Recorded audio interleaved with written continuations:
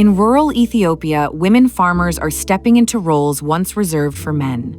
Managing Israeli drip irrigation systems, selecting improved seed varieties developed in Israel, and making the decisions that determine their families' futures. በፊትም እንሰራ ነበር በርግጥ ግን ከበፊቱ ያሁኑ ደግሞ በጣም የተለየ ይሄ ጠብታ ከመጣ ወዲህ የተለየ ለውጥ አግኝተንበታል። ይሄ ዱሮ ቤቴ ነው የኖርኩበት። በዚህ ቦታ ላይ 15 ዓመት ኖሬያለሁ።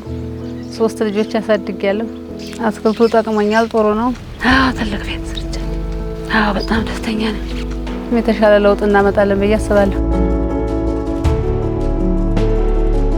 With support from TOW, these women farmers have turned small plots into reliable sources of income. Their earnings now fund new homes, land purchases, and their children's education. As women rise, their families follow and communities begin to shift with them.